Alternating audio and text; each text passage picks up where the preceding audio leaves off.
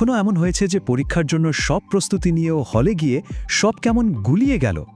আজকের এই উপস্থাপনায় আমরা ঠিক এই সমস্যার পেছনের মনস্তাত্ত্বিক কারণগুলোই খুঁজে বের করব। এটা কিন্তু অনেক এসএসসি জিডি পরীক্ষার্থীর কাছে একটা বিরাট প্রশ্ন। মানে দিন রাত এক করে পড়াশোনা করা হলো, কিন্তু পরীক্ষার ফলটা মনমতো হলো না। কিন্তু আসল প্রশ্নটা হলো, এমনটা কেন হয়? আসল লড়াইটা প্রশ্নপত্রের সাথে নয়, বরং নিজের মনের সাথে। জ্ঞান তো আছে, কিন্তু পরীক্ষার হলের ওই অসম্ভব চাপটা সামলাতে না পারা, ওটাই অনেক সময় ব্যর্থতার কারণ হয়ে দাঁড়ায়। তো আমরা এখানে এমন 7টা কমন মানসিক ফাঁদ নিয়ে কথা বলবো, যেগুলো আমাদের নিজেদেরও অজান্তে সাফল্যের পথে বাধা হয়ে দাঁড়ায়। চলুন এক এক করে এই ভুলগুলো চিনে নেওয়া যাক, যাতে এগুলো সহজেই এড়ানো যায়। চলুন প্রথমেই দেখা যাক সেই অদৃশ্য শত্রুগুলোকে, যেগুলো পরীক্ষার চাপের মুহূর্তে আমাদের পারফরম্যান্সকে একদম নামিয়ে দেয়। প্রথমেই আসি শুরুর দিকের ভুলগুলোতে। এই দুটো ভুল প্রায় পরীক্ষার একদম শুরুতে হয়, আর পুরো পরীক্ষার জন্যই একটা নেগেটিভ টোন সেট করে দেয়। কথায় আছে না, শুরুটা ভালো হলে সব ভালো হয়। ভুল নম্বর 1, প্যানিক করা। মানে প্রথম প্রশ্নটাই এমন একটা কঠিন প্রশ্ন এলো যে দেখে মাথা ঘুরে গেল, মনে হলো শেষ, আমি তো কিছুই পারবো না। এই যে প্রাথমিক ধাক্কা, এটাই কিন্তু মনোযোগটা একেবারে নষ্ট করে দেয়। তো এর সমাধান কি? খুব সহজ। কঠিন প্রশ্নটা দেখে ঘাবড়ে না গিয়ে ওটাকে আপাতত জন্য স্কিপ করে যান, বরং যে প্রশ্নগুলো সহজ লাগছে সেগুলো আগে করে ফেলুন। দেখবেন এতে একটা পজিটিভ ফ্লো চলে আসবে, আর হারানো আত্মবিশ্বাসও ফিরে পাওয়া যাবে। আচ্ছা, এর পরের ভুলটা হলো অতিরিক্ত চিন্তা করা। মানে একটা সহজ প্রশ্নকে অকারণে জটিল করে ভাবা।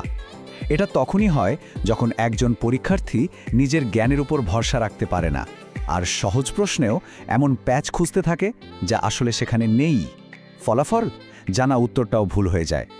এর সমাধান হলো নিজের প্রথম প্রবৃত্তিকে বিশ্বাস করা। বেশিরভাগ ক্ষেত্রেই দেখবেন একটা প্রশ্ন পড়ে প্রথম যে উত্তরটা মাথায় আসে সেটাই কিন্তু সঠিক।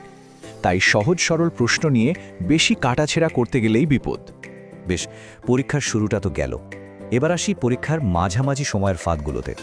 এখানেই কিন্তু সময় আর নম্বর নিয়ে সবচেয়ে বড় কৌশলগত ভুলগুলো হয়। আপনার টাইম ম্যানেজমেন্টের আসল পরীক্ষাটা কিন্তু এখানেই। 3 নম্বর ভুল, টাইম ম্যানেজমেন্টে গড়বড় করা। মানে একটা কঠিন প্রশ্নের পেছনে এত বেশি সময় দিয়ে ফেলা যে সেই সময়ে কয়েকটা সহজ প্রশ্নের উত্তর দেওয়া যেত। মনে রাখতে হবে, সব প্রশ্নের নম্বর কিন্তু সমান। এর জন্য একটা দারুণ নিয়ম আছে, যাকে বলা যায় 1 মিনিট রুল। নিয়মটা হলো, যদি কোনো প্রশ্নের উত্তর 1 মিনিটের মধ্যে মাথায় না আসে, তাহলে আর 1 সেকেন্ডও সময় নষ্ট না করে পরের প্রশ্নে চলে যেতে হবে। 4 নম্বর ভুলটা মারাত্মক, নেগেটিভ মার্কিংয়ের কথা ভুলে যাওয়া। পরীক্ষার ওই উত্তেজনার মধ্যে অনেকেই নিশ্চিত না হয়ে আন্দাজে উত্তর দিয়ে দেয়। এটা ভুলে গেলে চলবে না যে একটা ভুল উত্তর শুধু নম্বর দেবে না তাই নয়, বরং আপনার পাওয়া নম্বর থেকেও নম্বর কেটে নেবে। এর চেয়ে একটা প্রশ্ন ছেড়ে দেওয়া কিন্তু অনেক সেফ। এই ব্যাপারটা দেখুন, একদম পরিষ্কার। নিশ্চিত উত্তর দিলে নম্বর বাড়বে, কিন্তু যদি অনুমান করে উত্তর দেন তাহলে আপনার মোট নম্বর কমেও যেতে পারে। তাই স্মার্ট স্ট্র্যাটেজি হলো, যে প্রশ্নের সন্দেহ আছে সেটা এড়িয়ে যাওয়া। এবার আসি মানসিক খেলার আসল পর্যায়ে। মানে পুরো পরীক্ষা জুড়ে নিজের মনোযোগ আর বিশ্বাসটা ধরে রাখা। এটা কিন্তু একটা যুদ্ধের মতোই, যেখানে মানসিক শক্তিটাই আসল। 5 নম্বর ভুল, আত্মবিশ্বাস হারিয়ে ফেলা।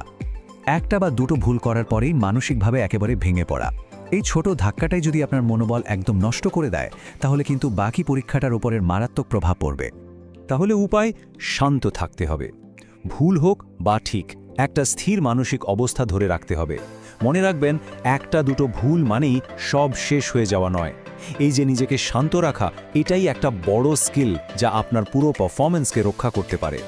6 নম্বর ভুল, শেষ মুহূর্তের তাড়াহুড়ো। এটা তখন হয় যখন পরীক্ষার্থীরা ভাবে যে আরে অনেক সময় নষ্ট হয়ে গেছে, এখন তাড়াতাড়ি করতে হবে। আর এই তাড়াহুড়ো করতে গিয়েই সহজ প্রশ্নে সিলি মিস্টেক হয়ে যায়, স্পিড বাড়াতে গিয়ে অ্যাকুরেসিটাই চলে যায়। এটা কিন্তু খুব ভালো করে বুঝতে হবে যে তাড়াহুড়ো করে 10টা ভুল উত্তর দেওয়ার থেকে শান্ত মাথায় 5টা সঠিক উত্তর দেওয়া অনেক ভালো। কোয়ান্টিটির থেকে কোয়ালিটি এখানে অনেক বেশি জরুরি। আর শেষ 7 নম্বর ভুলটা হলো অন্যদের দেখে বিভ্রান্ত হওয়া। মানে পাশের জন কত দ্রুত উত্তর দিচ্ছে, কে আগে খাতা জমা দিচ্ছে, এসব দেখে টেনশনে ভোগা। এটা কিন্তু নিজের মনোযোগ নষ্ট করার আর অহেতুক চাপ বাড়ানোর একটা অব্যর্থ উপায়। এর সমাধান একটাই, শুধু নিজের উত্তরপত্রের দিকে মনোযোগ দিন আর নিজের গতিতে এগিয়ে যান। মনে রাখতে হবে, পরীক্ষাটা আপনার একার লড়াই। এখানে অন্যকে কি করছে সেটা সম্পূর্ণ অপ্রাসঙ্গিক। তো এতক্ষণ আমরা 7টা আলাদা আলাদা ভুল নিয়ে কথা বললাম।